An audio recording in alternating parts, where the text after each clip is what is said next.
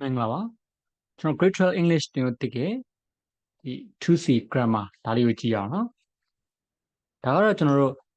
relative clauses ဒီအကြောင်းသင်ရမှာအဲ့တော့ relative clause ဆိုတာဘာလဲဒါလေးကြည့်မယ်နော်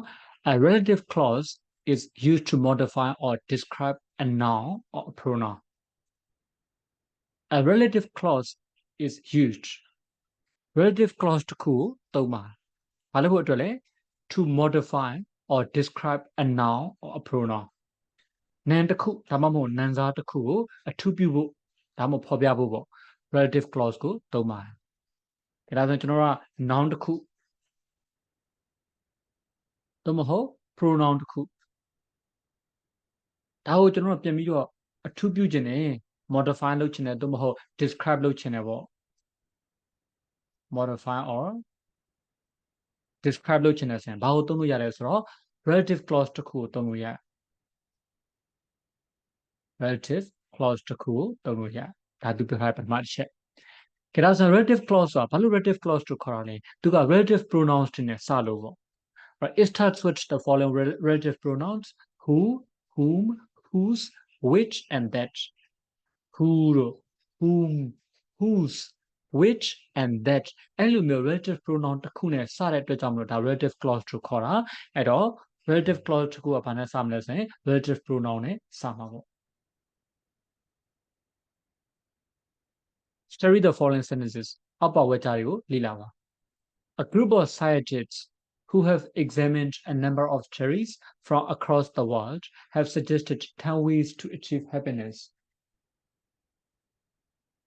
ဒီနေ့မှာကျွန်တော်တို့က scientist ဆိုတဲ့ noun ကိုအထူးပြုချင်တာ A group of scientists ပေါ့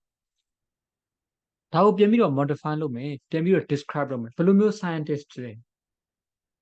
who have examined a number of cherries from across the world တွေ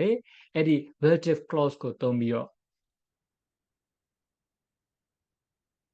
relative clause ကိုသုံးပြီးတော့ဒီအရှိရ noun ကိုပြန်ပြီးတော့အထူးပြုလို့ရဒီ relative clause မှာဆို who ဆိုတဲ့ relative pronoun နဲ့စတာเนาะဒါ relative clause လို့ခေါ်တယ်ပြီးတော့မှဆက်ပြောမယ် have suggested 10 ways to achieve happiness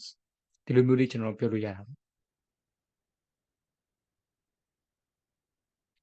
နောက်တစ်ခုက to reduce stress many people practice meditation which is also known as mindfulness ဒီစိတ်ဖိစီးကိုလျှော့ချဖို့အတွက်လူများစွာကသတိပဋ္ဌာန်လို့လည်းသိကြတဲ့တရားထိုင်ကြတယ်ပေါ့ဒီနေရာမှာ meditation ကိုပြန်ပြီးတော့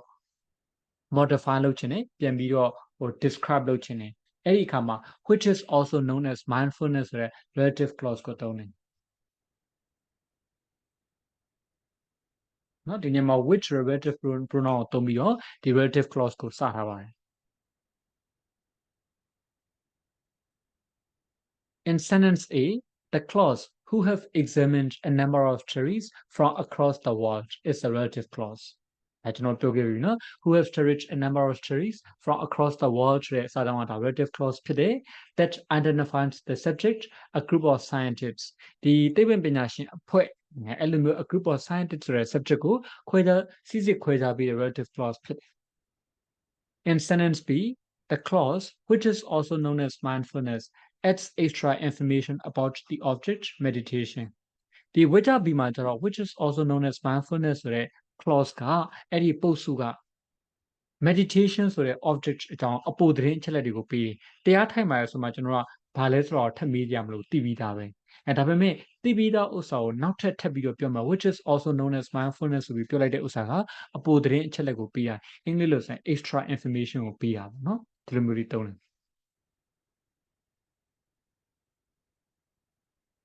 Relative clauses are divided into two categories defining and non-defining relative clause တွေကို defining နဲ့ non-defining ဆိုပြီးတော့အမျိုးအစားနှစ်ခုခွဲတယ်။ define ဆိုတာအဓိပ္ပာယ်ဖွင့်ပေးတယ်ပေါ့ non-defining ဆိုတာအဓိပ္ပာယ်ဖွင့်ပေးဘူးပေါ့။နောက်ထပ်အသုံးအနှုန်းတွေလည်းရှိတယ်။ဥပမာ restrictive non-restrictive ဒီလိုမျိုးသုံးတာလည်းရှိ။နော်။ defining non-defining သုံးလို့ရတယ် restrictive non-restrictive သုံးလို့ရတာရှိတယ်။နာမည်တွေကအရေးမကြီးပါဘူး။ဘာလို့ထားဖို့ဘာသိထားဖို့လိုတယ်လဲဆိုတော့ a defining relative clause is used to identify a noun or a pronoun ဒီ defining relative clause ကို noun ဒါမှမဟုတ် pronoun တစ်ခုကိုခွဲခြားစိစစ်ဖို့အတွက်သုံးတယ် No? Without the relative clause, the sentence would be incomplete. The relative clause တာမပါဘူးဆိုရင်အဲ့ဒီဝါကျကအတိပဲမပြည့်စုံပါဘူး A defining relative clause does not have commas around it. Defining relative clause မှာသူ့ပတ်ဝန်းကျင်မှာ comma တွေမရှိပါဘူး Okay ဒါလေးကိုနားလည်အောင်ကျွန်တော်တို့ example လေးနဲ့ကြည့်ကြည့်မယ် The news ဒါနောက်တော့လည်းဒါကိုခဏမိထားလိုက်ဒီ relative clause ကိုခဏမိထားလိုက် It's not true သတင်းကမမှန်ဘူးဘယ်သတင်းလဲကျွန်တော်သိချာသိနိုင်တယ်လားမသိဘူးเนาะသူ့ကိုပြန်ပြီးတော့ define လုပ်ပေးဖို့လိုတယ်အတိတ်ပဲပြန်ပြီးတော့ဖွင့်ပေးဖို့လိုတယ်ဘယ်လိုသတင်းလဲ that he told you သူမင်းကိုပြောခဲ့တဲ့သတင်းဒီ relative clause နဲ့ပြန်ပြီးတော့အထူးပြုပေးမှသာလေဘယ်လိုသတင်းမျိုးလဲဆိုတော့ကိုကတတိချာလေးသိနော်ဒါဆိုရင်အဲ့ဒီ that he told you ဆိုတာ the news ကိုပြန်ပြီးတော့အတိတ်ပဲဖွင့်ပေးတယ်ဒါကြောင့်မလို့သူ့ကို defining relative clause လို့ခေါ်ပါတယ် the news ဆိုပြီးတော့နောက်က that နဲ့ဆက်တဲ့ဥစ္စာမှာ comma မပါဘူးဒါလေးသတိထား now non-defining ကြောင်းကြည့်ကြည့်မယ် A non-defining relative clause gives extra information about a noun or a pronoun ဒီ non-defining relative clause ကျတော့အဲ့ဒီ noun ဒါမှမဟုတ် pronoun နဲ့ပတ်သက်ပြီးအပိုသတင်းအချက်လက်ကိုပြီး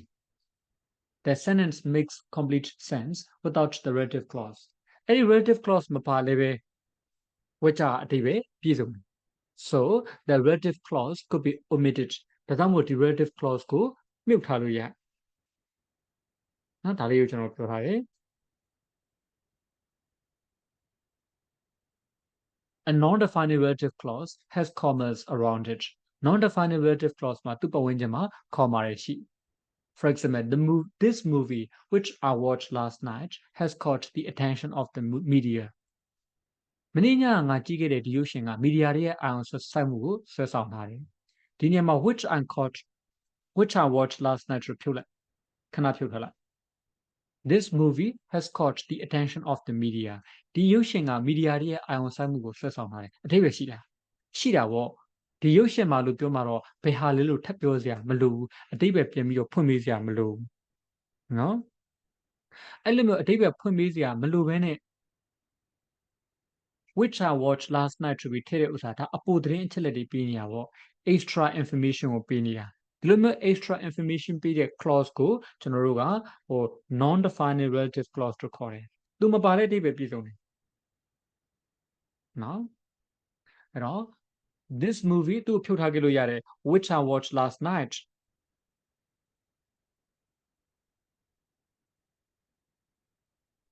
ပြီးတော့မှ this movie which I watched last night has caught the attention of the media အဲ့ဒီဥစ္စာမှာ which I watched last night ကိုဖြုတ်လိုက် this movie has caught the attention of the media ဒါဆိုရင်အဆင်မပြေဘူးလားပြေတာပဲเนาะသို့မဟုတ်ဒါကိုထည့်လိုက်တဲ့အခါမျိုးကျတော့နောက်ထပ်ပို့ပြီးတော့အချက်လက်ကလေးတည်သွားတယ် extra information တွေရသတိထားမဲ့တစ်ချက်ကအဲ့လိုမျိုး non-defining relative clause ကိုသုံးတဲ့အခါမှာ comma လေးတွေ့လိမ့်မယ်သူ့ပတ်ဝန်းကျင်မှာ comma လေးတွေ့လိမ့်မယ်ဒါကိုသတိထား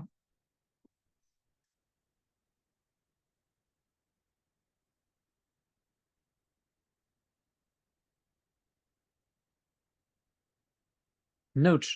in non-defining clauses, we can use who, whom, whose, and which. We do not use that. The non-defining clauses ဒီမှာကျတော့ who လူပြောတဲ့အခါမှာ who သုံးလို့ရတယ်။နောက်တစ်ခုက object အနေနဲ့ဆို whom ကိုသုံးလို့ရတယ်။ပိုင်ဆိုင်မှုကိုပြောတဲ့အခါမှာ whose သုံးလို့ရတယ်။နောက်တစ်ခုကဒီ things တွေကိုပြန်ပြီးတော့ညွှန်းခြင်းတဲ့အခါမျိုးကြရင် which သုံးလို့ရ။ဒါနဲ့ we do not use that တော့မသုံးဘူး။ဒါလေးနားလည်ပြီဆိုရင်ကွက်လက်ကလေးဖြည့်ကြည့်အောင် fill each blank with an appropriate relative pronoun တင့်တော်တဲ့ relative pronoun နဲ့ကွက်လက်တစ်ခုချင်းစီကိုဖြည့်ဆွတ်ပေးပါမယ် So let's look at the first one Have you returned the books blank you borrowed from the library စာကြည့်တဲ့ကနေမင်းငှားထားတဲ့စာအုပ်တွေကိုပြန်ပေးပြီးသွားပြီလားဒီညမှာပြန်ပြီးတော့ relative pronoun တစ်ခုသုံးပြရ The books Limit thing to who pian you neck kamachonora that or which should amuli tonuya. The limo or defining matone kamujan that pepi which pepi data tonuyare, diamond non defining or tone kamujan or which betoma, that's metone. Timara namuzon tonuya. That's China, that's the which China, which tomo. Tanakuzon assembly. Number 2, she is one of the persons Blink have applied for a job as a receptionist. Edu uninati logo shouted to read no the persons ko pian nyome. Lupo ko tia ko pian nyone kama general myado pian who toni shi. That tone ya. Da na ko se ma that tone la ma tone la o zoi zwa phit ni de ko ha di chaung na asit ni ne who we mat tha chin ne so le ya. Ada who have applied for a job as a receptionist. That tone le man ne lo ti tha ma no. တခုတော့ရှိတာပေါ့ဟို non defined relative clause တွေမှာဆိုရင်တော့ဟို that တော့သုံးလို့မရ Number 3 I haven't replied to the email blank Zozo sent to me last week Zozo ပြီးခဲ့တဲ့အပတ်တုန်းကငါစီကိုပို့ခဲ့တဲ့ email ကိုငါမပြန်ရသေးဘူးတဲ့ဒါဆိုရင်ဘယ် email လဲဆိုတော့ပြန်ပြီးတော့ define လုပ်တဲ့ defined relative clause မှာ that ပဲသုံးတော့ which ပဲသုံးတော့ကြိုက်တာသုံးလို့ရ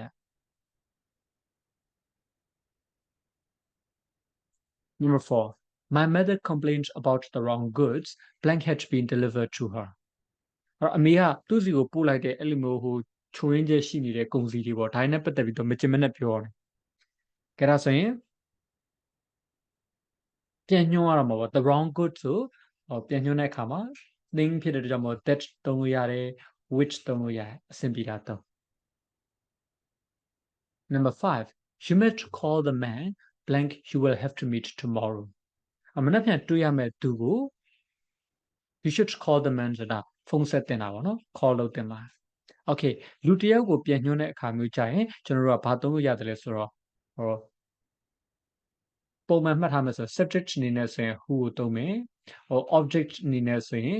whom ကိုသုံးမယ်နော်ဒီ number 5မှာက you should call the man သူ့ကိုရှင်းတော့ကြည့်ကြည့်မယ်ဆိုရင်ဝတ္တလေးနှစ်ချောင်းခွဲလိုက်မယ် you should call the man ဒါတစ်ချောင်းပြီးတော့ you will have to meet him tomorrow ဒီနေရာမှာဒါကိုပြန်ပြီးတော့ကျွန်တော်တို့ပြန်ထည့်မှာအဲ့ဒါဆိုရင်သိရမယ့်ဥစ္စာက object နေရာမှာရှိနေမှန်းသိလိမ့်မယ်အဲ့တော့ who က whom ကိုသုံးနိုင်တယ်ဒါပေမဲ့ဒီခေတ်သစ်အင်္ဂလိပ်စာမှာပေါ့ modern English မှာ object ကိုပြောတဲ့အခါမှာလည်း who ကိုသုံးလို့ရဒီအတွက်ကြောင့်မလို့ who လို့ဖြေထားလဲမှန်တယ် who က whom လို့သုံးလို့ရ Number 6 you must correct the mistakes blank you have made in the essay မှာမင်းလုပ်ခဲ့တဲ့အမှားတွေကိုမပြင်ရမယ်ပေါ့အဲ့တော့ the mistake ဆိုတဲ့ thing ဆိုပြန်ပြောရမလို့ that which ကြိုက်တာသုံးပါ Number 7 I like to see the manager blank is in charge of the marketing department ဒီ marketing ဌာနရဲ့เนาะတာဝန်ရှိတဲ့ manager ကိုတွေ့ချင်တယ်ပေါ့လူပုဂ္ဂိုလ်တယောက်ကိုပြန်ညွှန်းတယ်ဒီနေရာမှာတော့ကျွန်တော် subject နေရာမှာရှိတယ်ဒီအတွက်ကြောင့်မလို့ who ကိုပဲသုံးအောင် For example I like to see the manager ဒီနေရာမှာ correctly full story ချလိုက်ပြီးတော့မှ he is in charge ဒီသဘောမျိုးလေးပြောချင်တာမလားအဲ့တော့ subject နေရာမှာပြန်ယူတာမလို့ who is in charge of the marketing department who ကိုပဲသုံးရမယ် who က whom ကိုမသုံးနိုင် Number 8 a waiter is a person blank job is to serve customers at the tables in a restaurant စပွဲတို့ဆိုတာကဒီစားတောက်ဆိုင်မှာနော်ဟိုဒီသူတို့စပွဲမှာရှိတဲ့ customers တွေကိုဝန်ဆောင်မှုပေးရတဲ့အလုပ်လုပ်ရတဲ့သူဖြစ်တယ်ပေါ့ A waiter is a person ပြီးတော့မှဒီသဘောလေးပြောချင်တာ his job is to serve customers at their tables in a restaurant ဒီစပွဲမှာထိုင်နေတဲ့ customers တွေကိုဝန်ဆောင်မှုပေးရတဲ့သူပေါ့ဒီ his ဆိုတာပိုင်ဆိုင်မှုကိုပြတာပဲနော်အဲ့ဒီသဘောတရားလေးနဲ့ပြန်သုံးတဲ့အခါမှာပိုင်ဆိုင်မှုကိုပြတဲ့စကားလုံး whose ကိုသုံးရမယ် whose job is to serve customers at their tables in a restaurant ဒီလိုလေးပြောပြီးပေါ့ 9 people blank are honest are always trusted ရိုးသားတဲ့သူတွေကိုအမြဲတမ်းယုံကြည်ရတယ်။ဒီညမှာ who ကိုသုံးမယ်။ဟိုလူတယောက်ကိုပြန်ပြောတဲ့အခါမှာ that သုံးလို့ရတယ်နော်။အဲ့တော့ people that are honest are always trusted ဆိုလည်းမှန်တာပဲ Number 10. What is the name of the author blank won the National Literary Award in 2021? 2021တုန်းကအမျိုးသားစာပေဆုကိုရခဲ့တဲ့ဒီစာရေးဆရာရဲ့နာမည်ကဘယ်သူလဲပေါ့နော်လူပုဂ္ဂိုလ်ကိုပြန်ညွှန်းတာဖြစ်တဲ့ကြောင့်မို့ကျွန်တော်တို့က who ကိုသုံးလိုက်မယ် that သုံးလည်းမမှားပါဘူးအဖြေလေးပြင်ကြည့်အောင် one that or which two who three that or which four that which five whom six that or which seven who eight whose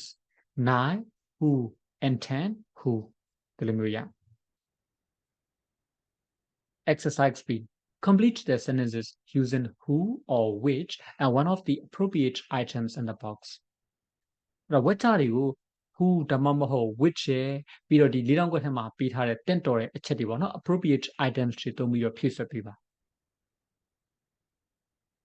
ဒီ box ထဲမှာပါပေးထားလဲ opens the cupboard door ဒါပေးထားတယ်နောက်တစ်ခါ can help me install the GPS application ဒါပေးထားတယ် have saved their son from drowning ဆိုတာရင်နစ်တာပြောတာဒါလေးပေးထားတယ်နောက်တစ်ခါ Mala sent to me I paid a poor salary interviewed me ဒါလေးတွေသုံးပြီးတော့ who တို့ which တို့ဒါမျိုးလေးတွေကိုအစဉ်ပြေရလေးသုံးပြီးတော့ဟောဒီဝကြလေးဖြည့်ဆွတ်ပေးရ The laborers blank cannot live on it အလုပ်သမားတွေကဲဘယ်လိုအလုပ်သမားတွေလဲပြန်ကြည့်ကြည့်မယ်ဘာနဲ့ထည့်လိုက်ရင်ကောင်းမလဲဟိုလောက်ခလာစာနေတဲ့အလုပ်သမားတွေလို့ပြောရမှာပေါ့ I paid a poor salary ဆိုတဲ့ဥစ္စာလေးသုံးတယ်ဒါနဲ့ laborer ဆိုတော့အလုပ်သမားတွေဆိုတော့ဒီလူတွေကိုပြန်ပြီးရည်ညွှန်းတာမို့လို့ who သုံးပြီးပေါ့ who are paid a poor salary SALERY salary ပြီးတော့မှ cannot live on it ဒါမျိုးဆိုအဆင်ပြေပြီ Number 2 the parents thanked the young man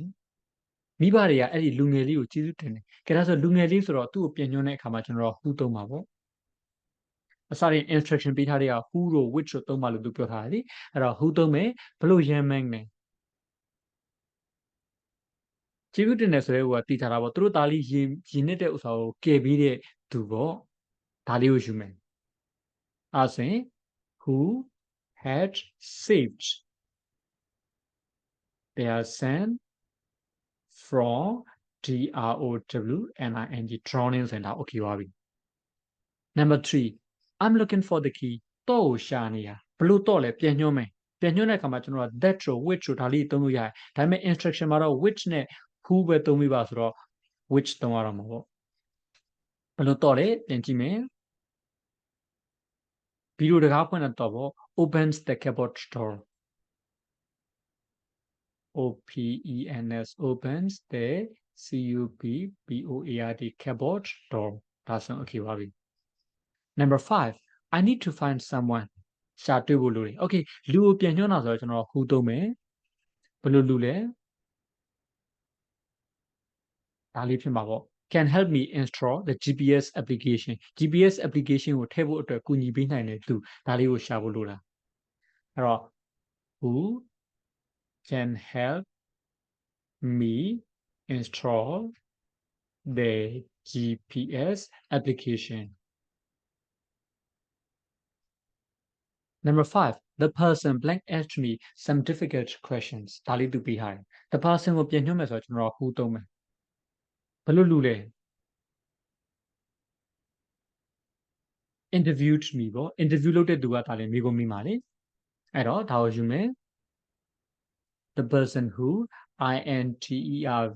interviewed interviewed me asked me some difficult questions ဒီလိုပြောပြရနောက်တစ်ခုက the letter စာကိုပြန်ညွှန်းတာဆိုတော့ကျွန်တော်က that တို့ which တို့သုံးလို့ရတယ် instruction မှာ which သုံးပါဆိုတော့ကျွန်တော် which တို့သုံးလိုက်မယ်ဘယ်လိုစာလဲ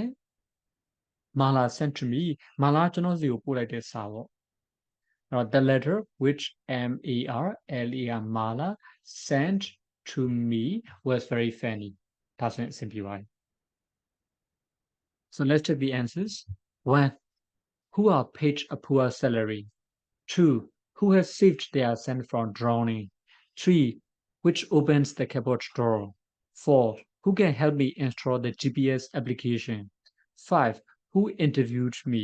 6 which Mala sent to me ဒါဆိုရင်ရမှာပေါ့ exercise C exercise C ကဘာခိုင်းတာလဲဆိုတော့ join the sentences join the two sentences using who whose and that ဒါလေးသုံးပြီး who တို့ whose တို့ that တို့ဒါလေးသုံးပြီးဝါကျနှစ်ကြောင်းထိဆက်ပြီးအဲ့တော့ဝါကျနှစ်ကြောင်းကိုပေါ့နော်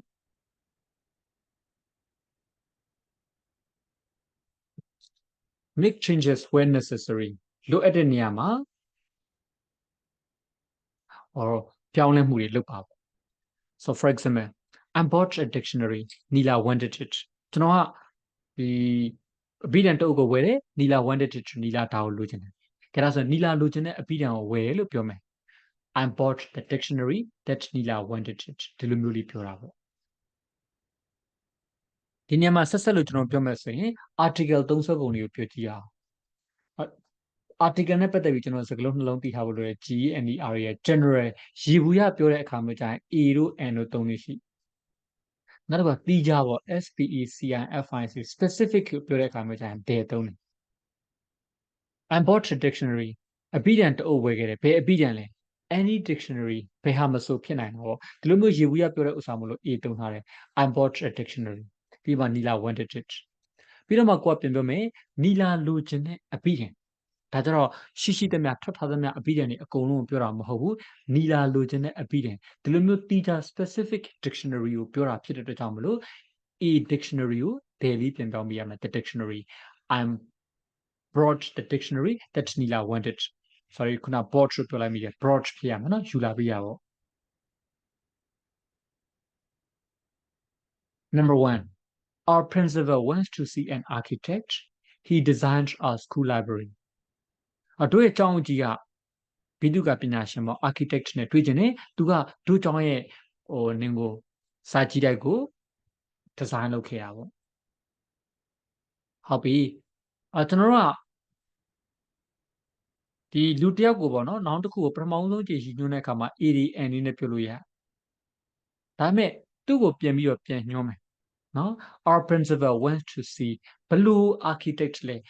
ကဘာပေါ်မှာရှိရှိသမျှ architect ချောင်းသူကြည့်ချင်တာမဟုတ်တွေ့ချင်တာမဟုတ်ဒီကြ specific architecture သိချင်တာပါเนาะတွေ့ချင်တာပါဘယ်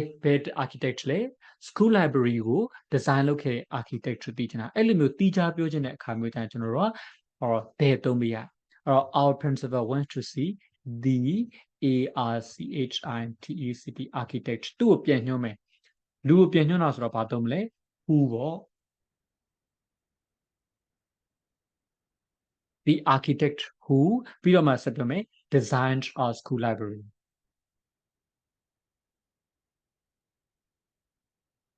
school LIBRARY library ဒီလိုဆိုရင်ရပါပြီ number 2 when we made a birthday cake when we ကမွေးနေ့ကိတ်တစ်ခုကိုလုပ်ခဲ့တယ်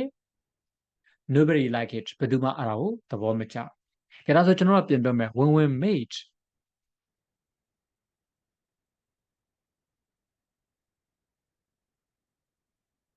ဒီမှာလဲကျွန်တော်တို့ကဘယ်သူမှသဘောမကျတဲ့ birthday cake ဆိုပြီးတော့တီးခြားပြန်ပြီးတော့ specific ပြောချင်တဲ့အခါမျိုးကျရင်တဲသုံးလို့ရ when we made the BIRTHDAY birthday cake ပြီးတော့မှ that နဲ့ပြန်ညွှန်းမယ် the birthday cake ကိုပြန်ပြောတာဆိုတော့ that nobody liked it တော့မလို့တော့နော် that NOBODY nobody LIKED liked ဒါမှမဟုတ် the birthday cake that when we made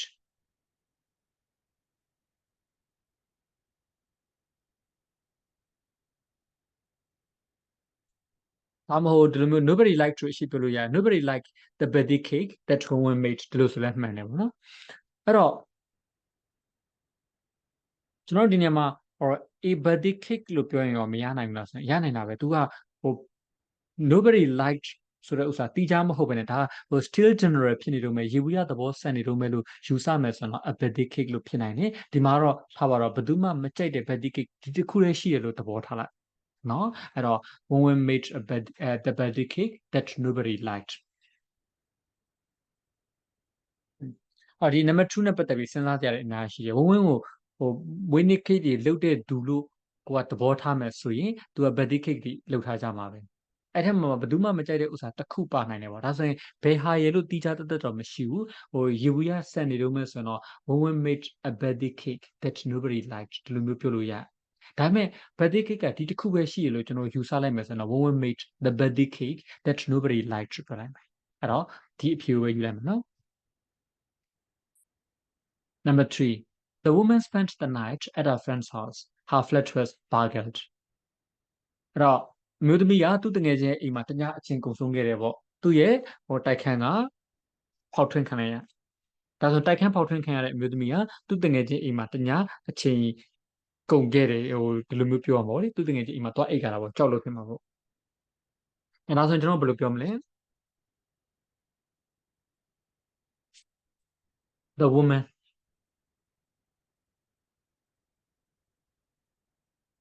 ဘယ်လိုမျိုးသမီးလဲတိုက်ခန်းဖောက်ထွင်းခံရတဲ့အမျိုးသမီးပေါ့ her flat was burgled ဥစားလေးကြဒါဆိုရင်ပိုင်ဆိုင်မှုကိုပြတာဆိုတော့ whose သုံးမယ် the woman whose flat was burgled burgled ဒါလေးတော့ပြီးတော့မှဆက်ပြောမယ် main verb ကပါလေ spent ပေါ့ spent the night at her friend's house that's an okay ပါပြီ Number 4 I met an old lady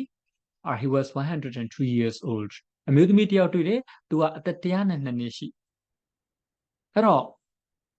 အသက်102နှစ်ရှိတဲ့အမျိုးသမီးတွေကအများကြီးရှိနိုင်ပါတယ်အဲ့တော့အဲ့ထက်မှဘသူဘဝရဲ့လို့တေချာလေးရည်ညွှန်းထားတဲ့ဥစ္စာမျိုးမရှိဘူး specific လုပ်ထားတဲ့ဥစ္စာမျိုးမရှိဘူးအဲ့တော့ဒီလိုမျိုး still general ဖြစ်နေတော့မယ်ရေဘူးရဆန်နေတော့မယ်ကိစ္စမျိုးပြောတဲ့အခါမှာ and သုံးလို့ရတယ်သူ့တိုင်းမှာထားလို့ရတယ်ဒဲပြောင်းစရာမလိုအဲ့တော့ I met an old lady ပြီးတော့မှ lady ကိုပြန်ညွှန်းတာဆိုတော့ who was 102 years old ဒီလိုမျိုးပြောလို့ရတယ်အဲ့တော့ဒီ number 5နဲ့ number 2နဲ့ကိုနှိုင်းယှဉ်ကြည့်လို့ရတယ်နှစ်ခုစလုံးကိုအဲ့ဒီသဘောမျိုးနဲ့အတူတူပြောလို့လည်းရတယ်ဒါမှမဟုတ်ဒီ number 2မှာတော့ birthday cake ကဒီတစ်လုံးနဲ့ရှိတယ်ဒီတစ်ခန်းထဲမှာရှိတယ်အကုန်လုံးလိုက်ကျွေးကြည့်လိုက်တယ်ဘယ်သူမှမကြိုက်ဘူးလို့ကိုကနေပြီးတော့ယူဆတယ်ဆိုရင်တော့ the birthday cake လို့ပြောမယ်သူက birthday cake တွေလုပ်နေတယ်အဲ့ထဲမှာဘယ်သူမှမကြိုက်ဘူးဆိုတဲ့ birthday cake ကဘယ်ဟာရဲ့လို့တတိချာမသိနိုင်ဘူးပေါ့နော်အဲ့လိုမျိုး still general ဖြစ်နေတော့မယ်လို့ယူဆမယ်ဆိုတော့ a birthday cake လို့ပြောလို့ရတယ်ဒါကြောင့်မလို့ number 2နဲ့ number 4ကကွာနေတာတော့မဟုတ်ဘူးဒီလိုမျိုး general သဘောမျိုး specific သဘောမျိုးလေးကိုစဉ်းစားကြည့်မယ်ဆိုရင်ရနိုင်တယ်number 5 the factory closed down last week it was built 20 years ago ဒီစက်ရုံကိုလွန်ခဲ့တဲ့အပတ်တုန်းကပိတ်ခဲ့တယ်ဒါလွန်ခဲ့တဲ့နှစ်20တုန်းကတိစောက်ခဲ့ရပေါ့အဲ့တော့လွန်ခဲ့တဲ့နှစ်20တုန်းကတိစောက်ခဲ့တဲ့စက်ရုံကိုပြီးခဲ့တဲ့အပတ်တုန်းကပိတ်ခဲ့တယ်လို့ပြန်ပြောမယ် the factory သူ့ကိုပြန်ညွှန်းမယ်ဆိုတော့ that နဲ့တုံးလိုက်မယ် that was built 20 years ago 20 years ago ပြီးတော့မှ closed down last week ဆိုရင်ဒါအဆင်ပြေသွားပြီပေါ့ဒါတော့ဘာခက်စရာမရှိပါဘူး Number 6 the picture has been stolen ပုံကိုခိုးလိုက်ပြီit is worth 2 million chats သူက2တန်းတန်တာပေါ့ဒါဆိုတော့ပြန်ပြောမယ်2တန်းတန်တဲ့ပုံအခိုးခံရ the picture တင်းကိုပြန်ညွှန်းနေတာဆိုတော့ that နဲ့သုံးမယ် that is worth ဘယ်လောက်တန်တာလဲ2 million chats ပြီးတော့မှ has been stolen ဒီလိုလေးပြောလိုက်ရင်ရ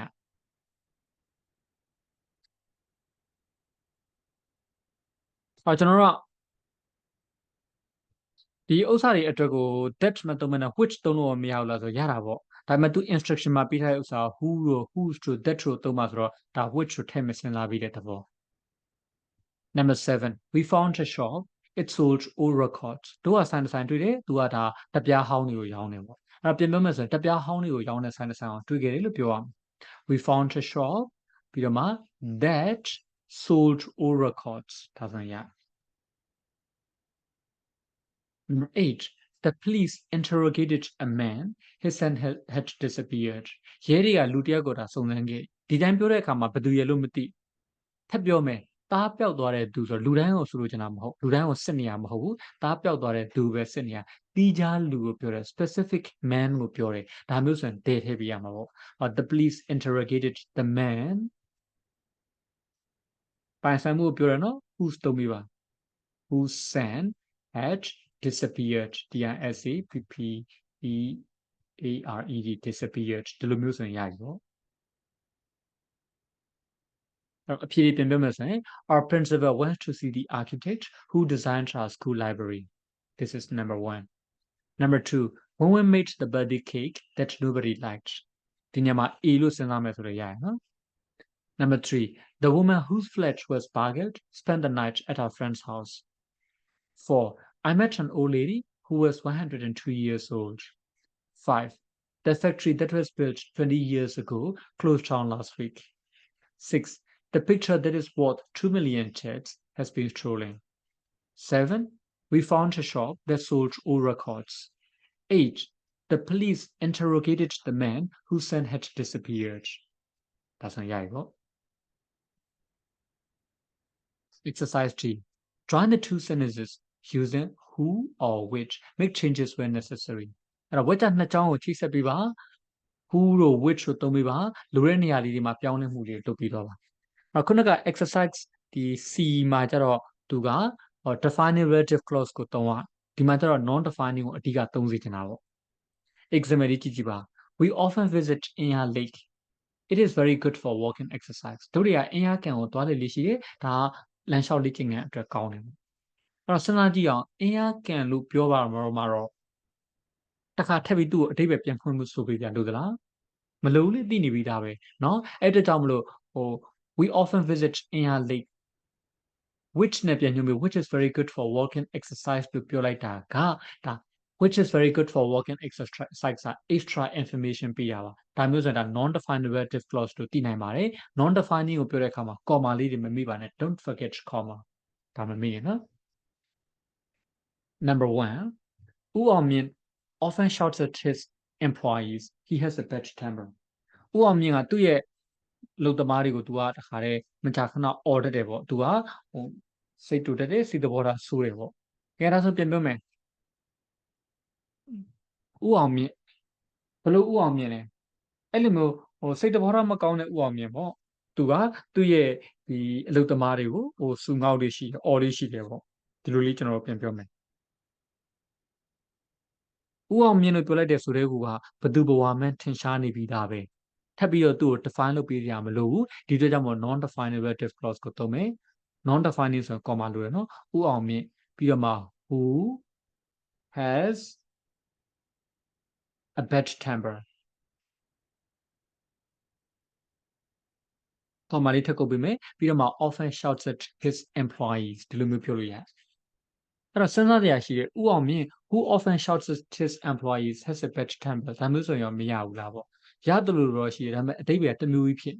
အဲ့တော့ तू က bad temper ရှိလို့သူ့ရဲ့အလုပ်သမားတွေကိုအော်ငေါက်တယ်လို့ပြောတာနည်းနည်းပို့ပြီးတော့ယုတ်တိရှိတယ်ပေါ့ဒါကြောင့်မလို့အခုလိုပဲဖြစ် number 2 we all climbed up the mountain except Mumu she is afraid of heights တို့တွေအကုန်လုံးတောင်တက်ခဲ့တယ်မူမူကလွယ်လို့အကုန်တက်ခဲ့တယ်ပေါ့ तू ကအမြင့်ကိုကြောက်တယ်ဒါဆိုရင်ဘသူ့အကြောင်းပြောနေရဆိုမူမူအကြောင်းပြောနေနော် we all climbed the mountain except Mumu မူမူဟာဆိုမှအတိတ်ပဲပြည့်စုံနေပြီလားတခြားသူတွေကိုဆိုလိုချင်တာမဟုတ်ဘူးတနည်းပြောမယ်ဆိုရင်အတိတ်ပဲပြန်ပြီးတော့ဖွင့်ပေးစရာမလို define ပြန်လုပ်ပေးစရာမလိုဘဲနဲ့ကိုကနေပြီးတော့ extra information ထည့်မယ်ဆိုရင်ဒါ non defined relative clause ပဲ comma လေးကုတ်ပေးပါပြီးတော့မှ who is afraid of heights ဒီလိုလေးပြောလိုက်ရင်ရပြီပေါ့ number 3 my new flat is on the 9th floor it has a terrific view ငါရဲ့တိုက်ခန်းတစ်က6လွှာမှာတစ်ကောင်းတဲ့ရှုခင်းတွေရှိတယ်ပေါ့ဒါဆိုပြန်ပြောမယ်ဘလို့တိုက်ခန်းလဲ6လွှာမှာရှိတဲ့တိုက်ခန်းပေါ့ဒီလိုလေးပြောတာပိုကောင်းတယ်အတိတ်ကောင်းတဲ့ရှုခင်းတွေရှိတဲ့တိုက်ခန်း6လွှာမှာရှိရလို့ပြောမယ်အစား6လွှာမှာရှိတဲ့တိုက်ခန်းအတိတ်ကောင်းတဲ့ရှုခင်းတွေရှိတယ်ဒီလိုလေးပြောတာပိုအဆင်ပြေအဲ့တော့ my new flat ငါရဲ့တိုက်ခန်းအစ်စ်ပါလို့ပြောတဲ့နောက်တော့ဘယ်ဟာလဲလို့ကိုမှဇိုးဆိုတာဖြစ်နေကြမရှိဘူးအတိတ်ပဲပြည့်စုံနေပြီသားပဲဒီအတွက်ကြောင့်မလို့ तू က extra information ပေးမယ် non defined relative clause ကိုသုံးမယ် which is on the 9th floor has a terrific view ဒါဆိုရင်ရပြီ number 4 my aunt is a bit deaf she cannot hear the phone ringing ငါအတော်ကနည်းနည်းလေးနားလေးတယ်သူဖုန်းမြည်တဲ့ဥစ္စာတွေမကြားရဒါဆိုရင်ကိုယ်ပြင်ပြောမယ်အတော်ပေါ့ဘလို့အတော်လဲနားနည်းနည်းလေးရဲ့အတော်ကဖုန်းမြည်တဲ့ဥစ္စာကိုမကြားရဘူးလို့ပြောအောင် ငါတော့ပါဆိုမှအဓိပ္ပာယ်ပြည့်စုံနေပြီးသားပဲ non-definite relative clause သုံးမယ် who is a bit deaf ဒါ subject ရသွားပြီနော် verb ကိုဆက်ပြောမယ် cannot hear the phone ringing ဒါဆိုရင် okay ပါပြီ Number 5 Nila works in the advertising department she is my close friend Nila ကကြော်ညာဌာနမှာအလုပ်လုပ်တယ်သူကငါရဲ့ရင်းနှီးတဲ့တငယ်ချင်းပါ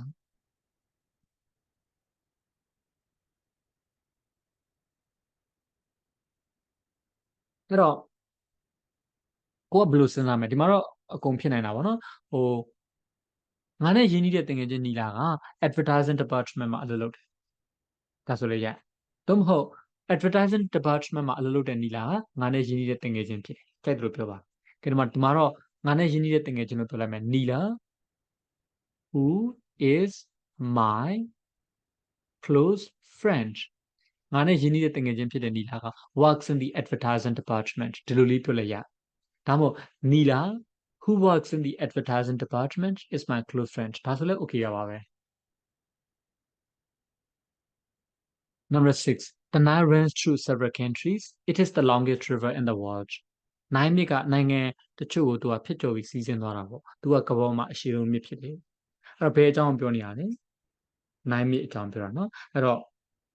ဘယ်လိုနိုင်မြစ်လဲဆိုတော့ကမ္ဘာပေါ်မှာအရှိဆုံးမြစ်ဖြစ်တဲ့နိုင်မြစ်ကနိုင်ငံတွေကိုကြော်ဖြတ်ပြီးတော့စီးဆင်းသွားတာပေါ့ဒီလိုလေးပြောလိုက်ရင် okay the Nile သူ့ကိုပြန်ညွှန်းမယ်နော်ဘာဖြစ်မလဲ which is the longest river in the world ကမ္ဘာမှာအရှိဆုံးမြစ်ဖြစ်တဲ့နိုင်မြစ်ကပြီးတော့မှ verb ကိုလာမယ် runs through several countries ဒီလိုမျိုးဆိုရင်ဒါရပါပြီ Number 7 polar bears live in the Arctic they weigh up to 720 kilos polar ဘဝဝင်တွေကအာတိဒေသမှာနေတယ်သူတို့က920ကီလိုလောက်လေးတယ်ပေါ့တို့ဒီလိုပြန်ပြောလိုက်မယ်ဒီအာတိဒေသမှာနေတဲ့ဝဝဝင်တွေက920ကီလိုလောက်လေးကြရလို့ဖြေလိုက်မယ်အဲ့တော့ polar bears polar ဝဝဝင်တွေပါဆိုမှဘယ်ဟာရလို့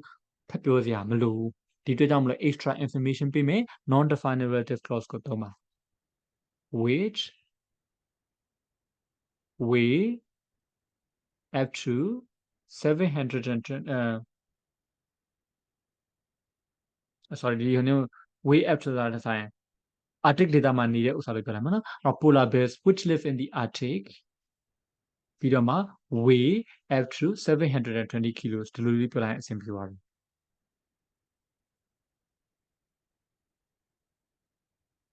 Number 8 I want to introduce you to Dokiti ငါမင်းကို Dokiti နဲ့မိတ်ဆက်ပေးခြင်းနဲ့ her husband is a building contractor သူ့ရဲ့ယောက်ျားကဒီအဆောက်အဦ contract ပေါ့Dokiti လို့ပြောရဲဆိုတော့ကဘယ်သူဘဝမှကိုကတည်ပြီးသားပဲအဲ့တော့သူ့ရဲ့ယောက်ျားဆိုတော့ဒါ extra information ပေးတာပေါ့ I want to introduce you to Dokiti extra information ပေးတာဖြစ်ကြောင့်မို့ non definite relative clause ဖြစ်တဲ့ကြောင့်မို့ comma လေးကုတ်ပြီးပါပိုင်ဆိုင်မှုကိုပြရဆိုတော့ whose ထည့်လိုက် whose husband is a building contractor ဒါဆိုရင်ရပါပြီအဲ့တော့အခုပြောခဲ့တဲ့ဥစ္စာလေးအဖြေလေးပြန်တက်ရအောင် 1 ဦးအောင်မြင့် who has a bad temper often shouts at his employees that number 1 2 we all climb at the mountain except Mumu who is afraid of heights 3 my new flat which is on the 9th floor has a terrific view 4 my aunt who is a bit deaf cannot hear the phone ringing 5 Neela who is my close friend works in the advertising department 6 the Nile, which is the longest river in the world, runs through several countries. 7. Polar bears, which live in the Arctic, weigh up to 720 kilos. 8. I want to introduce you to Tokiti, whose husband is a building contractor. The last one, relative clause တွေကဘာလဲ relative clause တွေကဘာတွေကိုပြန်ညွှန်းလဲ noun တွေ pronoun တွေကိုပြန်ညွှန်းတယ် relative clause တို့ဘာလို့ခေါ်တာလဲ relative pronoun တစ်ခုနဲ့စလို့ပေါ့ဒါလေးကျွန်တော်သိမယ်အဲ့တော့ relative clause မှာအဓိကနှစ်မျိုးရှိမယ် defining နဲ့ non defining defining ဆိုတာအရှိက noun တွေ pronoun တွေကိုပြန်ပြီးတော့ identify လုပ်တယ်ဒါကြောင့်မို့သူတို့ကိုidentify relative clause တို့ပြောလို့လည်းရနော်ဒါမှမဟုတ် defining relative clause တို့လည်းပြောလို့ရ restrictive relative clause တို့ပြောလို့လည်းရတယ်စိတ်လို့ပြောပေါ့အဲ့လိုမျိုးလုပ်ပြီးတဲ့ဥစ္စာရှိရတာ defining တချို့ဥစ္စာတွေကျတော့ तू ကအဓိပ္ပာယ်ပြည့်စုံနေပြီးဒါပဲထပ်ပြီးတော့သူတို့ပြန်ပြီးတော့ခွဲခြားပေးစရာမလိုဘူး define လုပ်ပေးစရာမလိုဘူး ဒါဆိုရင် extra information ပေးတဲ့အနေနဲ့ပဲထည့်ရဆိုရင်ဒါကို non-definable clause လို့ခေါ်တယ် non-defining နဲ့သုံးတဲ့အခါမှာ comma လေးကိုပေးရဒီအကြောင်းလေးတွေကိုအသေးစိတ်နားလည်မယ်လို့မျှော်လင့်ပါတယ်အားလုံးကိုကျေးဇူးတင်ပါတယ်